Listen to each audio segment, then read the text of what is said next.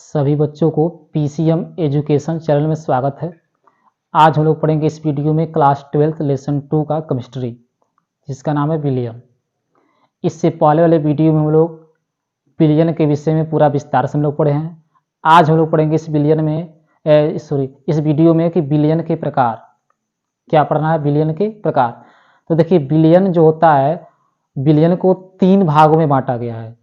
कितने भागों में? 3 भागों में। तो नंबर ए हेडिंग लगेगा। नंबर ए हेडिंग है कि अवयवों की मात्रा के आधार पर, अवयवों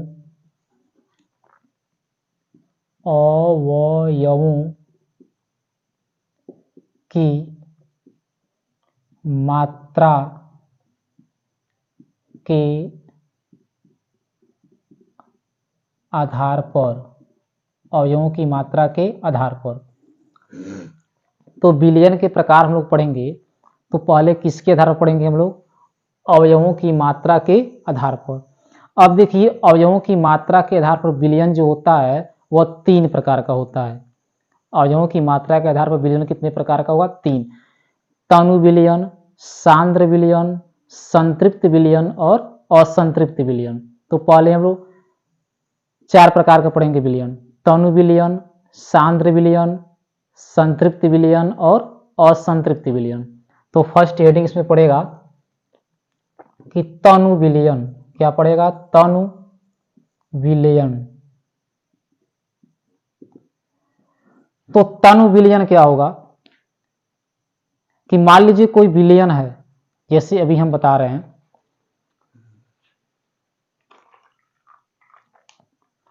यहां पर देखिए यह जल है। जल यहां पर क्या है? विलायक। जल क्या है? विलायक। अब इसमें हम जो है डाल रहे हैं नमक। नमक हमारा क्या हो गया? विलेय हो गया। नमक क्या हो गया? विलेय। तो इसमें हम लोग नमक डाल रहे हैं और नमक क्या हो गया? विलेय हो गया। तो नमक को डाल के इसमें घोल दिया गया। देखिए, घोलने पर यह क्या होगा? अच्छी तरह से नमक जो होगा इस पानी में, यानी विलायक में घुल जाएगा। और जब यह घुल जाएगा, ये क्या बनेगा? विलियन। क्या बना? विलियन बना। तो देखिए, अभी यह विलियन बनकर तैयार हो गया है। तो यहाँ पर पानी की मात्रा ज्यादा है। पानी की मात्रा क्या है? ज्यादा। लगभग हम 1 चम्मच यानी आधा चम्मच 2 बार इसमें क्या डाले हैं? नमक डाले हैं। आधा चम्मच यानी 1 चम्मच, आधा चम्मच 2 बार करके, यानी 1 चम्मच इसमें नमक हम डाल दिए।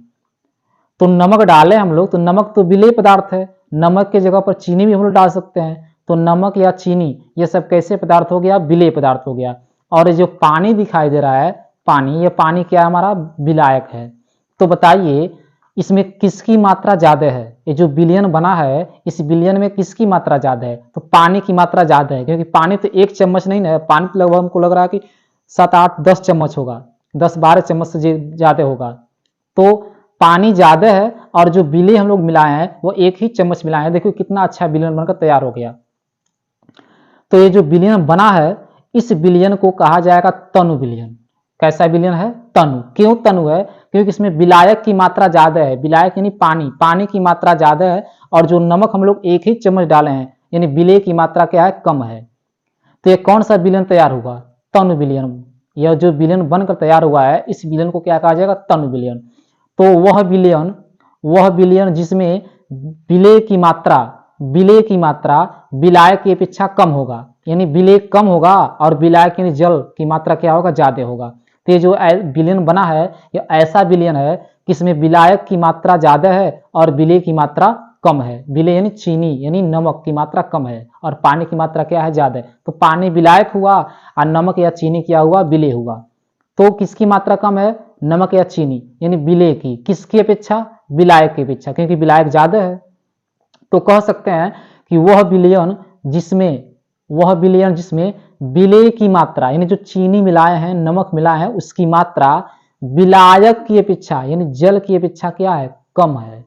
तो वह विलियन जिसमें विलेय की मात्रा विलायक की अपेक्षा कम होती है, उसे क्या कहा जाएगा? तनु विलियन। क्या कहा जाएगा? तनु विलियन। तो तनु विलियन का डिफिनेशन हम लिख लेते हैं। तो तनु विलियन किसे कहेंगे? तो अभी क्लियर हुआ कि वह विलियन, क्या लिखना है? वह विलयन जिसमें विलेय की मात्रा, विलेय मतलब नमक या चीनी, विलेय की मात्रा विलायक की अपेक्षा, विलायक मतलब क्या समझ रहे हैं आप लोग, जल, विलायक की अपेक्षा कम होती है या कम होता है। कौन कम होगा? विलेय कम होगा, किसकी अपेक्षा? विलायक की अपेक्षा। तो वह विलयन जिसमें विलेय की मात्रा विलायक की अपेक्षा कम होता है तनु विलयन कहलाता है। कौन सा विलयन कहलाएगा? तनु विलयन कहलाता है। तो यह तनु विलयन हो गया। अब इसके बाद देखिए नेक्स्ट हेडिंग आएगा सांद्र विलयन। कौन सा विलयन आएगा? दूसरा हेडिंग सांद्र विलयन। तो तनु विलयन तो क्लियर हो गया, तनु विलयन में विलेय की मात्रा कम होगा और विलायक की मात्रा क्या होगा? ज्यादा होगा। अब देखिए सांद्र विलयन क्या होगा, तो उसको हम समझा रहे हैं। यहां पर देखिए, ये देखिए जो पानी है, थोड़ा सा इसको और कम कर दे रहे हैं। यहां पर जो पानी लिया गया है विलेय, इसकी मात्रा कम है। इसकी मात्रा क्या है? कम है, कम है। अब देखिए इसमें नमक जो है हम ज्यादा डाल रहे हैं, नमक की मात्रा हम बढ़ा रहे हैं। देखिए नमक की मात्रा ज्यादा है, नमक की मात्रा ज्यादा है। पानी थोड़ा और कम कर दे रहे हैं। देखिए तो नमक की मात्रा हम लगभग 2 चम्मच नमक डाल चुके हैं, 2 नहीं 3-4 चम्मच इसमें नमक डाले हैं। इसमें क्या हुआ? 3-4 चम्मच नमक डाला गया है। पानी हमको लग रहा है 2 या 3 चम्मच होगा, नमक की वजह से फूल गया है।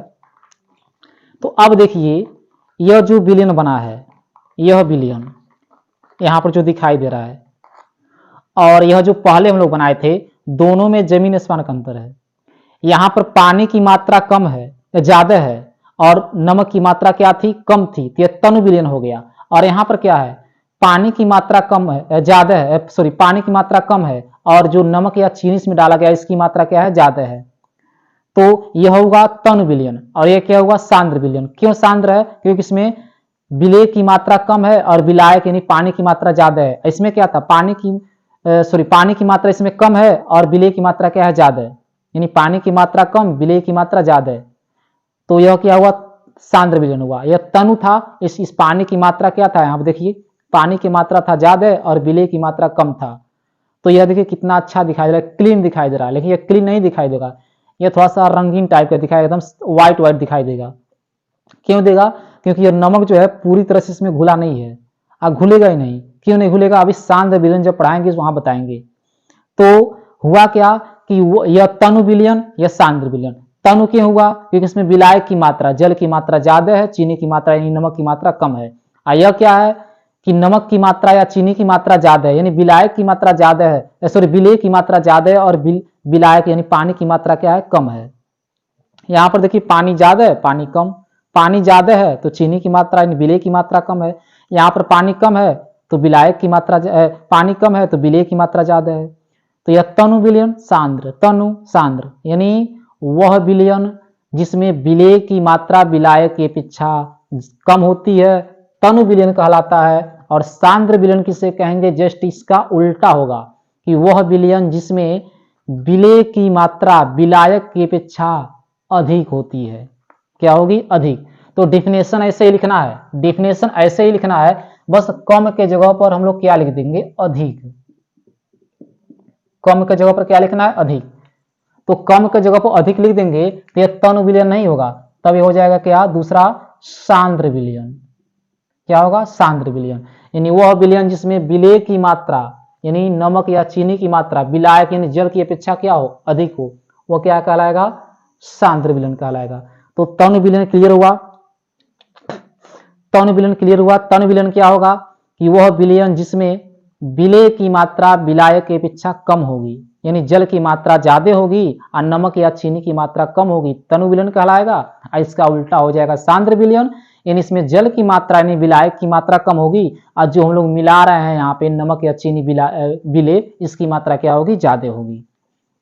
तो इससे पता क्या चला कि देखिए यह था कौन सा विलयन, टन विलयन, क्योंकि इसमें पानी की मात्रा ज्यादा है और नमक की मात्रा कम है। यह सांद्र विलयन, क्यों, क्योंकि पानी की मात्रा कम, विलय की मात्रा ज्यादा है, तो यह पतला होगा। यह क्या होगा, पतला। और एक देखिए गाढ़ा है, यह गाढ़ा होगा। यह पतला या गाढ़ा, पतला गाढ़ा, इसका मतलब टन विलयन पतला होता है और सांद्र विलयन गाढ़ा होता है। जैसे अगर थूक दिए धीरे से थूकेंगे तो क्या निकलेगा, टन विलयन। और जब अंदर से खेखार के थूकेंगे ना तो वो गाढ़ा जो अंदर आएगा, जो सर्दी जिसको उगा रहता है, जो खेखार के थूकोगे तो वो क्या हो जाएगा, सांद्र विलयन, वो गाढ़ा होगा। और जब बिना खेखार थूकेंगे टन विलयन पतला होगा। तो तनु विलयन और सांद्र विलयन क्लियर हो गया। अब हम लोग पढ़ेंगे संतृप्त विलयन, तीसरा प्रकार।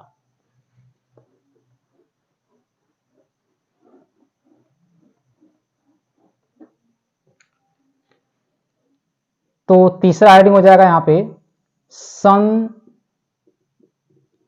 विलयन।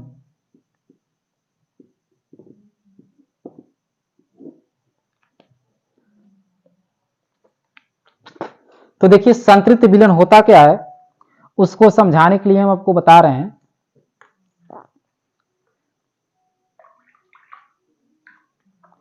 देखिए जो पानी यहां पर लिया गया है विलायक, इसमें हम लोग धीरे धीरे आराम आराम से विलय की मात्रा को बढ़ाते रहेंगे, घोलते रहेंगे।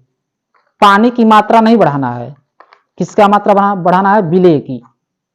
पानी की मात्रा जितना है उतना ही रहेगा, बस यहां पर विलय की मात्रा बढ़ाते रहना है। पानी की मात्रा नहीं बढ़ाना है, सिर्फ विलय की मात्रा बढ़ाना है। तो धीरे धीरे ऐसा करते करते करते करते करते करते करते करते जब जाएंगे तो एक ऐसा स्थिति आएगा कि जो विलय पदार्थ है, नमक या चीनी है, अब यह नहीं घुलेगा, घुलना बंद हो जाएगा। शेष नमक या चीनी क्या होगा, इसके पेंदी पर नीचे बैठने लगेगा।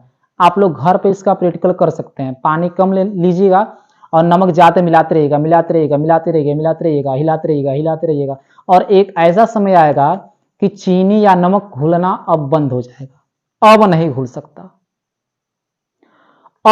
सकता, अब वह इस पेंदी के नीचे बैठना शुरू हो जाएगा। तो पहले घुल रहा था, अब नहीं घुल रहा है। आखिर ऐसा क्यों हो रहा है? तो पहले हम यह समझिए, पहले आपको हम लोग यह समझा रहे हैं कि नमक या चीनी को जल में घोलते हैं तो चीनी या नमक अदृश्य हो जाता है, गायब हो जाता है। तो जाता कहां है, तो देखिए सबको पता है कि नमक जो जल होता है, जल के अणुओं के बीच में रिक्त स्थान होता है। मान लीजिए जल है, इसके अणुओं के बीच में क्या होगा, रिक्त स्थान होगा, खाली स्थान होता है। तो जो नमक या चीनी को जैसे हम लोग जल में डाल के घोलते हैं तो छोटे छोटे टुकड़े में टूट जाता है, छोटे छोटे टुकड़े में क्या होता है, टूट जाता है।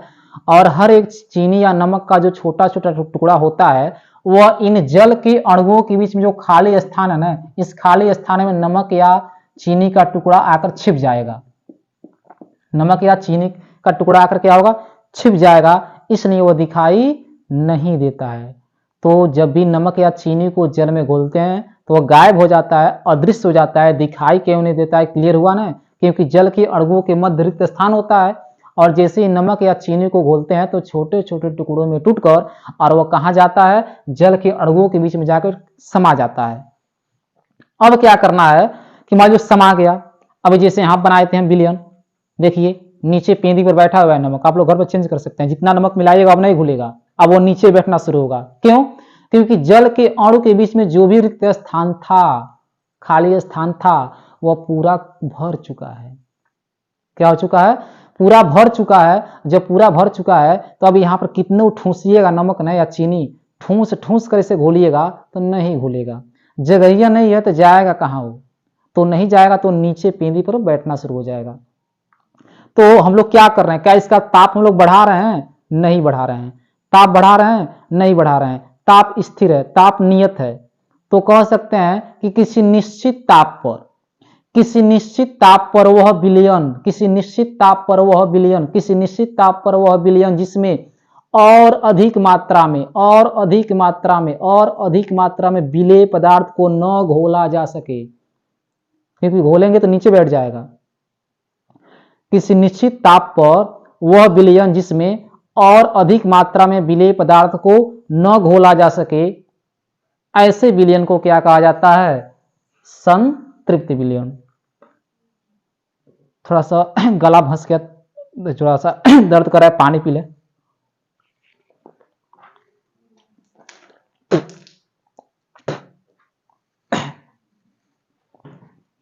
बोलते बोलते गला सूख जाता है। तो यहां पर देखिए, तो संतृप्त विलयन क्या है? सॉरी, यहां पर है संतृप्त विलयन क्या है कि वह विलयन किसी निश्चित ताप पर, वह विलयन जिसमें और अधिक मात्रा में हम लोग विलेय पदार्थ को न घोल सकें, उसे क्या कहा जाता है? संतृप्त विलयन। वह संतृप्त है, यानी जितने जल के अणु की जगह, जल के अणुओं के बीच में जितना खाली स्थान था, हर एक खाली स्थान में चीनी या नमक की मात्रा, अणु जो है वह जाकर समा चुके हैं। अब उसके पास जगह नहीं है, तो जगह नहीं है, तो अब अगर इसमें और या नमक या चीनी डालेंगे ना तो घुलेगा नहीं। आप लोग घर पर बनाकर देखिएगा, वो नीचे देखिए यहाँ पेंदी बैठा वो बैठ जाएगा। इसका मतलब ये विलयन संतृप्त है। जैसे खाना हम लोग खाते हैं तो पूरा पेट भर जाता है, तो क्या कहते हैं? एकदम तृप्त हो गए। क्या कहा जाता है? एकदम तृप्त हो गए। तृप्त मतलब अब जगह नहीं है, अब ठूसिएगा खाना ना तो फिर वापस फेंक देगा, क्योंकि पेट पूरा भर चुका है। तो इसीलिए इसका भी पेट जो है पूरा भर चुका है जल के अणुओं के बीच में, अब खाली स्थान नहीं है। अब जब इसमें ठूसिएगा नमक न तो वह नीचे बैठ जाएगा, नहीं घुलेगा। तो ऐसे विलयन को कहा जाता है संतृप्त विलयन, यानी वह निश्चित ताप पर वह विलयन जिसमें और अधिक मात्रा में विलेय पदार्थ को न घोला जा सके, उसे क्या कहते हैं? संतृप्त विलयन। तो इसका डिफिनेशन हम लोग क्या लिखेंगे? अभी बताए हैं कि जब किसी निश्चित ताप पर, क्या लिखना है कि जब किसी निश्चित ताप पर, यानी इसमें ताप निश्चित होगा, अभी हम बताए हैं ताप को नहीं बदला जा रहा। तो जब किसी निश्चित ताप पर बने, ताप पर बने, जब किसी निश्चित ताप पर बने विलयन में, बने विलयन में, बने विलयन में और अधिक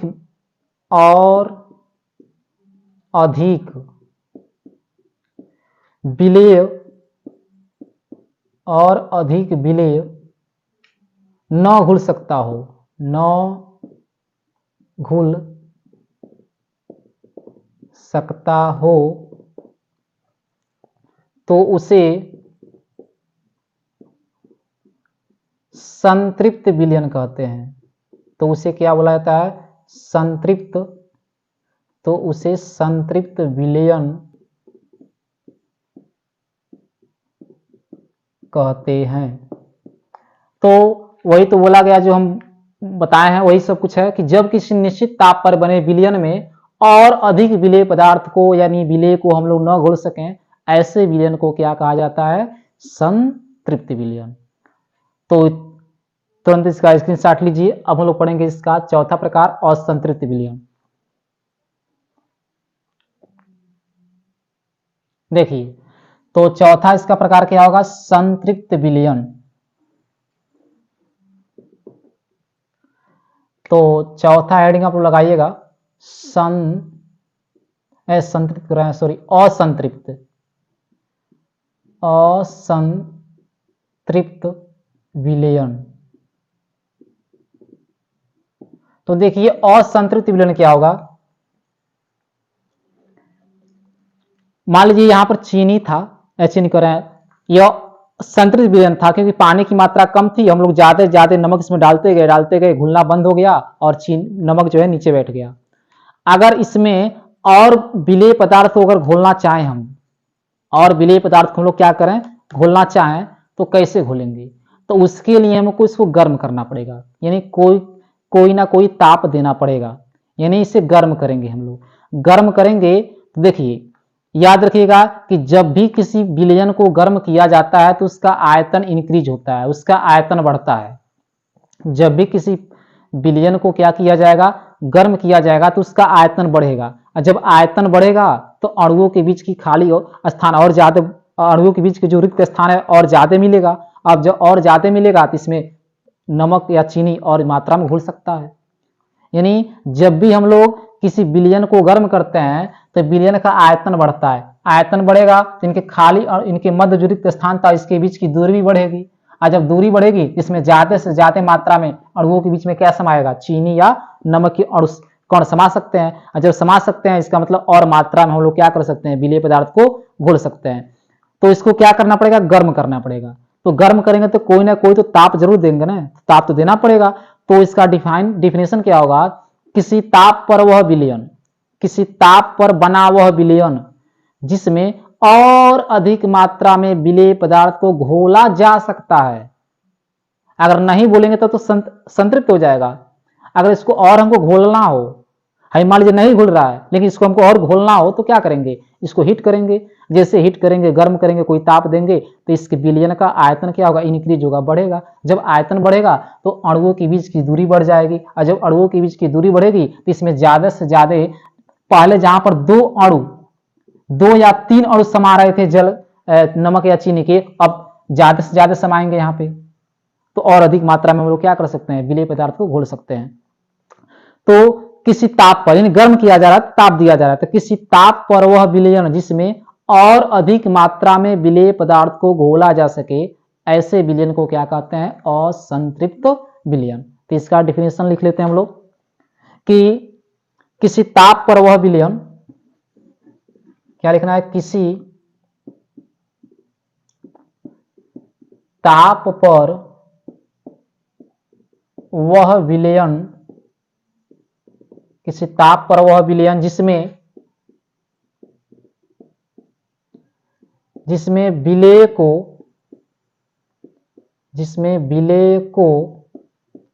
और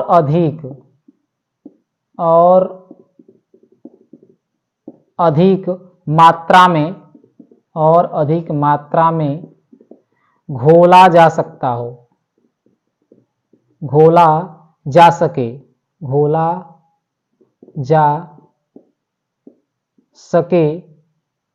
तो उसे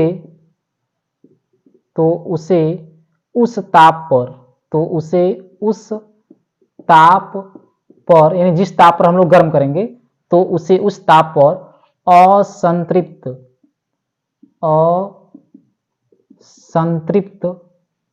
विलयन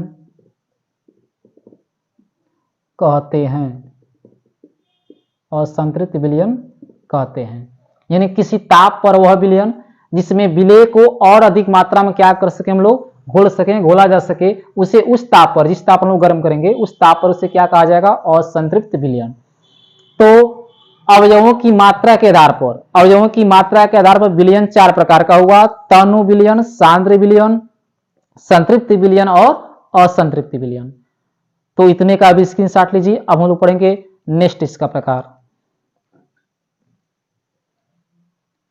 तो देखिए, यह था अवयवों की मात्रा के आधार पे। अब होगा नंबर बी हेडिंग कि विलायकों की भौतिक प्रावस्था के आधार पर। किसके आधार पर पढ़ना है, तो नंबर बी हेडिंग होगा विलायकों की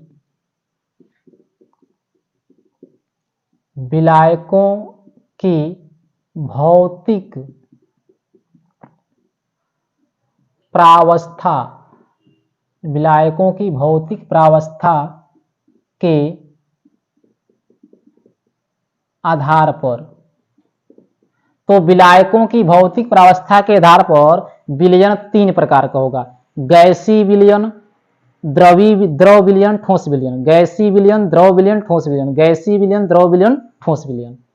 तो विलायकों की भौतिक अवस्था के आधार पर तीन प्रकार का होगा। पहला होगा गैसीय विलयन, गैसीय विलयन। तो गैसीय विलयन क्या होगा, देखिए इसमें जो विलायक होता है ना, विलायक समझ रहे हैं ना, जो इसमें विलायक होता है वह गैस अवस्था में होगा। विलायक किस अवस्था में होगा, गैस अवस्था में। तो वह विलयन जिसमें विलायक गैसीय अवस्था में होता है उसे हम लोग क्या कहेंगे, गैसीय विलयन। लेकिन इसमें जो विलेय पदार्थ होगा ना वह तीनों में कंडीशन हो सकता है, ठोस भी हो सकता है, द्रव भी हो सकता है, गैस भी होगा। यानी विलेय पदार्थ ठोस भी हो सकता है, द्रव भी हो सकता है, गैस हो सकता है, लेकिन विलायक हमेशा क्या रहेगा, विलायक हमेशा गैस अवस्था में रहेगा। अब इसका एग्जाम्पल जो होगा, अभी जो हम लोग तीसरा प्रकार पढ़ाएंगे वहां पर हम लोग बताएंगे और वहां पर और क्लियर होगा। तो फिलहाल अभी यहाँ पे यह समझिए कि गैसीय विलयन में क्या होगा कि वह विलयन जिसमें विलायक गैसीय अवस्था में होता है उसे क्या कहते हैं, गैसीय विलयन। तो हम लोग लिखेंगे कि वह विलयन जिसमें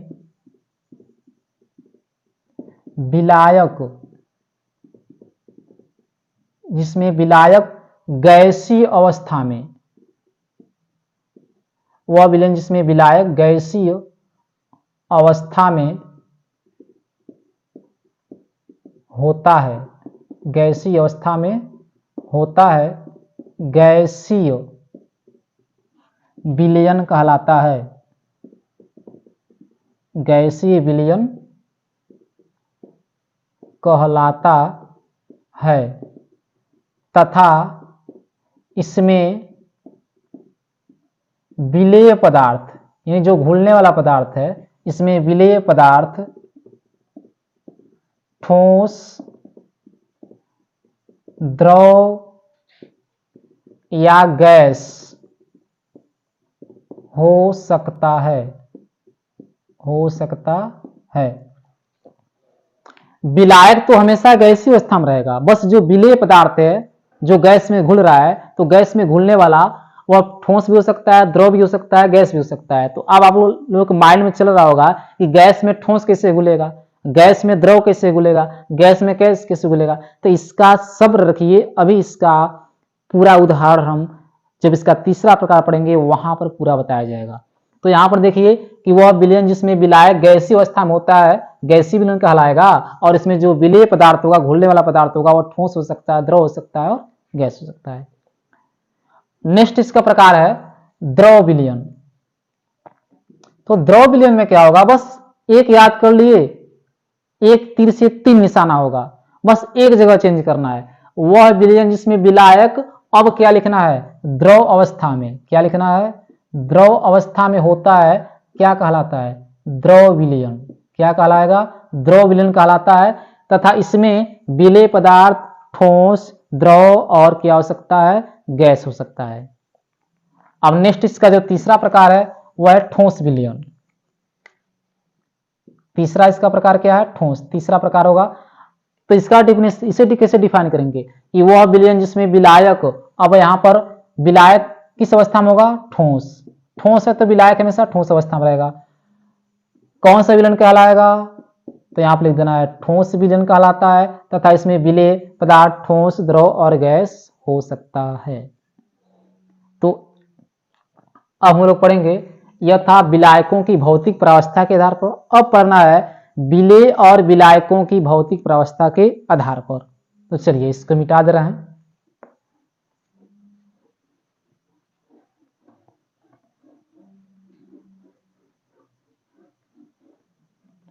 तो अब हम लोग नंबर सी में पढ़ेंगे, हेडिंग जो लास्ट है, सी इसका प्रकार है विलेय और विलायकों, विलेय और विलायकों,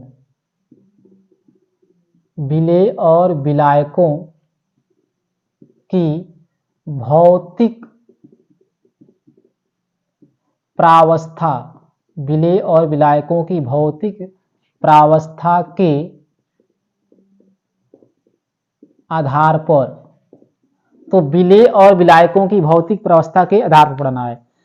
तो देखिए विलेय और विलायकों की भौतिक प्रावस्था के आधार पर विलयन 9 प्रकार का होगा। कितने प्रकार का, 9 प्रकार का। देखिए तो इसको हम लिखेंगे कैसे, तो एक तरफ आप लोग लिखिएगा कि विलेय, एक तरफ क्या लिखना है, विलेय, और दूसरी तरफ लिखना है यहां पे विलायक, क्या लिखना है, विलायक, और इसके बाद लिखना है उदाहरण, क्या लिखना है, उदाहरण। तो विलेय और विलायकों की भौतिक प्रावस्था के आधार पर विलयन कितने प्रकार का हुआ, 9 प्रकार का। कितने प्रकार का, 9 प्रकार का। तो लिख लीजिएगा कि इसके आधार पर ऐसे लिखिएगा कि विलेय और विलायकों की भौतिक प्रावस्था के आधार पर विलयन 9 प्रकार का होता है। ये लिखने के बाद तब ये लिखिएगा, एक तरफ विलेय एक तरफ विलायक, उसके बाद उदाहरण। तो विलेय को ले लीजिए ठोस ठोस ठोस 3 बार, क्या ले लीजिए, ठोस ठोस ठोस। और यहां पर विलायक को लीजिए ठोस द्रव और गैस, ठोस द्रव और गैस। तो अब इसका एग्जाम्पल देखिएगा, यहां पर कह रहा है कि विलेय भी ठोस हो विलायक भी ठोस हो, विलेय भी ठोस हो, जो घुल रहा है वो भी ठोस हो और जिसमें घुलेगा वो भी ठोस हो। तब तो कंफ्यूजन करने वाला है कि ठोस ठोस में कैसे घुलेगा, घुलेगा। इसका बेस्ट एग्जाम्पल है पीतल। एग्जाम्पल क्या है, पीतल। और इसमें लिख सकते हैं हम लोग कि यह जो होता है पीतल, कॉपर 80% और जिंक 20% का मिश्र धातु होता है, मिश्र धातु होता है। यानी कॉपर, पीतल में कॉपर, पीतल में देखिए पीतल में कॉपर 80% हुआ और जिंक कितना हुआ 20%। तो याद कीजिए हमारा पहला वाला वीडियो, हम बताए थे कि विलयन में जिसकी मात्रा ज्यादा होती है, विलयन में जिसकी मात्रा ज्यादा होती है वह विलायक होता है, और विलयन में जिसकी मात्रा कम होती है उसे क्या कहते हैं, वह विलेय होता है। पहला वीडियो में बताया गया है। तो विलयन में कॉपर की मात्रा ज्यादा है तो यह विलायक होगा, क्या होगा, विलायक। जिंक की मात्रा कम है 20% है तो क्या होगा, विलेय। यह क्या होगा, विलेय। तो विलेय भी देखिए ठोस अवस्था में, जिंक ठोस होता है, विलायक भी ठोस अवस्था में है क्योंकि कॉपर ठोस होता है, लेकिन इसे गलाकर एक मिश्र धातु को बना दिया जाता है। यानी जिंक किसमें घुल गया, कॉपर में, जिंक किसमें घुल गया, कॉपर में, तो एक मिश्र धातु बन गया, एक पीतल धातु बन गया। तो पीतल जो धातु होता है वह कॉपर और जिंक का क्या होता है, मिश्रण होता है, जिन्हें गलाकर बनाया जाता है। जिंक जो होता है वह कॉपर में जाकर घुल जाता है, तो ठोस ठोस में घुल गया।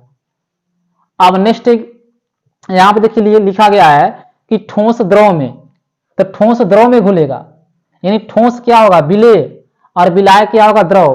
तो इसका एग्जाम्पल शुरू से पढ़ते आ रहे हैं, नमक या चीनी ठोस होता है ना, नमक या चीनी क्या ऐसा होता है, ठोस। तो देखिए विलेय किस अवस्था में हुआ, ठोस अवस्था में। और जल, जल में हम लोग नमक या चीनी को जल में घोलते हैं तो जल किस अवस्था में है, विलायक, द्रव है। तो इसका उदाहरण क्या होगा, चीनी और जल का विलयन, या नमक या जल का विलयन लिख सकते हैं। क्या लिख सकते हैं, चीनी और तथा जल का विलयन, चीनी जल का विलयन, या नमक या जल का विलयन लिख सकते हैं। अब यहां पर देखिए लिखा गया है कि ठोस गैस, यानी ठोस जो विलेय है वह गैस यानी विलायक, विलायक गैस अवस्था में होना चाहिए और विलेय किस अवस्था में होना चाहिए, ठोस अवस्था में। तो घुलने वाला पदार्थ ठोस अवस्था में, अब ठोस किसमें घुल रहा है, किसमें घुल रहा है, गैस में। यह कैसे संभव होगा, होगा होगा धुआं, धुआं देखिएगा ध्यान से, धुआं क्या होगा, ऊपर जाता है नीचे से धुआं, तो वायुमंडल में धूल के कण, मिट्टी के कण मिले रहते हैं, उस धुएं में घुल जाते हैं और घुलकर धुएं के साथ ऊपर चले जाते हैं। तो धूल या मिट्टी के कण जो होते हैं किसमें घुल गए, जाके धुएं में, धुएं में मिल गए, तो धूल या मिट्टी के कण विलेय हो गया और धुआं किस अवस्था में, गैस अवस्था में, तो विलायक हो गया। तो ठोस विलेय जो मिट्टी कण या बालू कण है वह किसमें घुल रहे हैं, विलायक यानी गैस में। तो इसका एग्जाम्पल होगा धुआं, एग्जाम्पल क्या हो जाएगा इसका, धुआं। तो अभी हम लोग 3 प्रकार के पढ़े, अभी 6 प्रकार का बाकी है। तो एक बार फिर लिखिएगा, द्रव और द्रव 3 बार, द्रव द्रव और द्रव। और यहां पर आप शुरू कीजिएगा द्रव, ठोस, और यहां पर गैस, द्रव ठोस और गैस। तो द्रव का द्रव में विलयन, द्रव भी विलेय हो, विलेय भी द्रव हो और विलायक भी द्रव हो। इसका एग्जाम्पल क्या हो सकता है, दिमाग लगाइए, कि घुलने वाला पदार्थ भी विलेय हो और जिसमें घुलेगा वो भी विलेय हो। पैक बनते हुए देखे हैं कभी, पैक दारू का, थोड़ा सा आधा गिलास दारू रहेगा तो उसी में हम लोग क्या करते हैं, लोग पानी डाल देंगे लोग, तो पानी दारू में घुल जाता है या दारू पानी में घुल जाता है? तो बताइए, विलय भी क्या हुआ, द्रव के रूप में हुआ, और विलायक भी क्या हुआ, द्रव हुआ। यानी जब शराब को, एल्कोहल को पानी में डालते हैं तो वो घुल जाता है। तो इसका एग्जाम्पल क्या हुआ, एल्कोहल का जल में विलयन। क्या हुआ, एल्कोहल का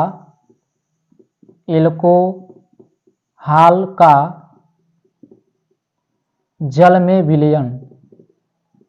तो एल्कोहल का जल में विलयन, यानी एल्कोहल भी विलय है और जल भी क्या है, एल्कोहल भी द्रव है और जल भी द्रव है।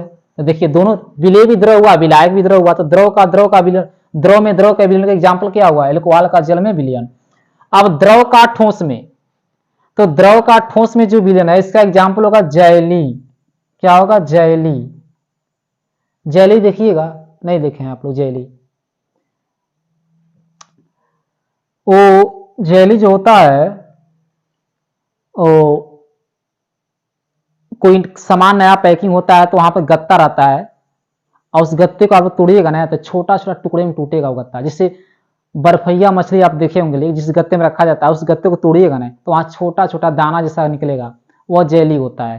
तो वह ठोस होता है और वह नमी को सोख लेता है। नमी को क्या करता है, सोख लेता है। तो नमी क्या हो गया, विलय, यानी नमी द्रव अवस्था में हुआ, नमी है तो द्रव अवस्था में हुआ, और वह जेली किस अवस्था में, ठोस अवस्था में। तो द्रव किस में घुल गया, ठोस में। तो जेली एग्जाम्पल हो गया। द्रव का गैस में, द्रव का गैस में, तो इसका एग्जाम्पल होगा वायु में नमी। वायु में नमी, यानी वायु में नमी, यानी वायु भी नम पड़ जाती है ठंडी के मौसम में। जो इस समय तो गर्म पड़ी है, ठंडी के मौसम में वायु क्या होती है, नमी, वायु जो होती है ठंडी हो जाती है, यानी वायु में नमी आ जाता है ठंडी के मौसम में। तो वायु में नमी घुल गई, तो वायु गैस अवस्था में है और वायु में क्या घुली है, क्या घुली है, नमी। नमी, नमी मतलब द्रव, द्रव घुल गया तो द्रव विलय हो गया और वायु क्या होगा, विलायक हो गया। तो द्रव जाकर घुल जाता है गैस में, तो इसका एग्जाम्पल क्या होगा, वायु में नमी, यानी वायु गैस हो गया उसमें और नमी क्या हुआ, विलय हुआ। यानी जो नमी है वो वायु में जाकर क्या होती है, घुल जाती है। तो ये अभी 6 प्रकार का हुआ, 3 प्रकार का और बचा है, तो इतने का भी स्क्रीनशॉट लीजिए।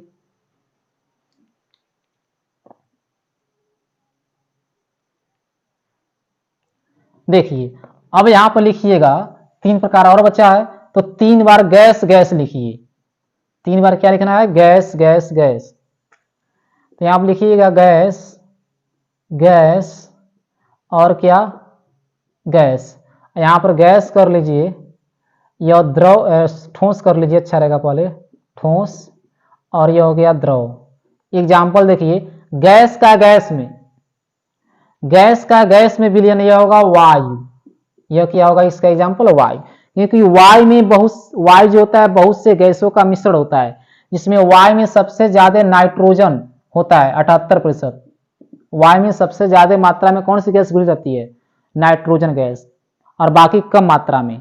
तो बाकी जो कम मात्रा में गैस है वो विलय हो गई, क्योंकि विलयन में जिसकी मात्रा ज्यादा होती है वो विलायक हो गया। तो वायु में नाइट्रोजन की मात्रा ज्यादा होगी तो वो विलायक हो गया। अब इस और जो जिसकी मात्रा कम होगी वो क्या होगा, विलय हो गया। तो अन्य गैसों की मात्रा कम होती है, अन्य गैसों की मात्रा कम होती है तो विलय हो गया। और किसकी मात्रा ज्यादा हुई, नाइट्रोजन की, तो नाइट्रोजन विलायक, नाइट्रोजन गैस क्या हुआ, विलायक हो गया। तो एक तो गैस का गैस में विलयन हो गया, गैस का गैस में विलयन होगा, क्योंकि नाइट्रोजन में अनेक, वायु में अनेक गैसें घुली है। वायु में क्या घुली है, अनेक गैसें घुली है, जिसमें से अनेक गैसें घुली है तो उसमें सबसे ज्यादा गैस कौन है, नाइट्रोजन। कितना, 78%। तो जिसकी मात्रा ज्यादा होगी उसे क्या कहा जाएगा, विलायक। तो नाइट्रोजन विलायक होगा, अन्य गैसें क्या होगा, विलय होगा।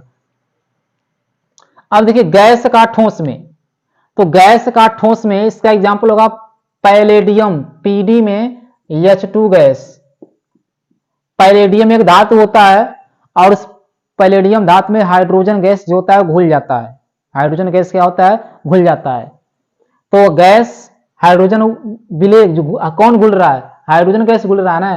तो हाइड्रोजन गैस यानी विलय क्या हुआ, गैस अवस्था में हुआ, और हाइड्रोजन गैस किसमें घुल रहा है, पीडी में। पीडी ये एक ठोस पदार्थ होता है। तो देखिए गैस ठोस में घुल गया तो उसका एग्जाम्पल क्या होगा, पीडी में H2। अब गैस का द्रव में, गैस द्रव में कैसे घुल सकता है? आप लोग कोल्ड ड्रिंक पिए होंगे, कोल्ड ड्रिंक, तो उस कोल्ड ड्रिंक में जो है बहुत अधिक दाब लगाकर कार्बन डाइऑक्साइड को जल में मिलाया जाता है। कार्बन डाइऑक्साइड को जल में क्या होता है? मिलाया जाता है। तो जैसे कोल्ड ड्रिंक को लोग गिलास में ढारते हैं तो नीचे से बूंद बूंद के रूप में वायु बाहर निकलती है। अभी आगे इसी लेसन पढ़ाएंगे जब हेनरी का नियम, तो वहां पर पूरा विस्तार से बताया जाएगा हेनरी के नियम में। तो फिलहाल यहाँ पे यह समझिए कि जो कार्बन डाइऑक्साइड गैस होती है उसको पेप्सी वाले बोतल में बहुत अधिक दाब लगाकर पानी में घोल दिया जाता है, पानी में घुला दिया जाता है। तो इसलिए तो गिलास में डालते हैं तो बूंद बूंद करके ऊपर आता है। तो इसका एग्जाम्पल होगा कि जल में, किसमें? जल में CO2 का विलयन, CO2 का विलयन, यानी जल जो भी बताएं पेप्सी वाला वही है कि पेप्सी क्या है? पानी है और उस पानी में कार्बन डाइऑक्साइड को घोल दिया जाता है। तो जल क्या हो गया? CO2 क्या हो गया? विलय किस अवस्था में? गैस अवस्था में है। जल किस अवस्था में है? विलायक हुआ तो द्रव अवस्था में हुआ। तो द्रव कार्बन डाइऑक्साइड को घोला जा रहा है जल में, तो कौन घुल रहा है? Carbon dioxide. तो जो घुल रहा है उसे क्या कहोगे? विलय। किस अवस्था में है? गैस अवस्था में। किसमें घुल रहा है? वो विलायक होगा जल में। और जल किस अवस्था में? द्रव अवस्था में। तो गैस का जो द्रव में विलयन होगा उसका एग्जाम्पल होगा जल में CO2 का विलयन। तो आज इस वीडियो में हम लोग पढ़े हैं विलयन के प्रकार। तो विलयन 3 प्रकार का था, अवयवों की मात्रा के आधार पर, विलायकों की भौतिक अवस्था के आधार पर, विलय और विलायकों की भौतिक प्रावस्था या अवस्था के आधार पर। तो विलयन के प्रकार समाप्त हो गया। नेक्स्ट वीडियो में हम लोग पढ़ेंगे कि विलयनों की सांद्रता व्यक्त करने की विधियां। तो बस आज के लिए इतना ही। धन्यवाद।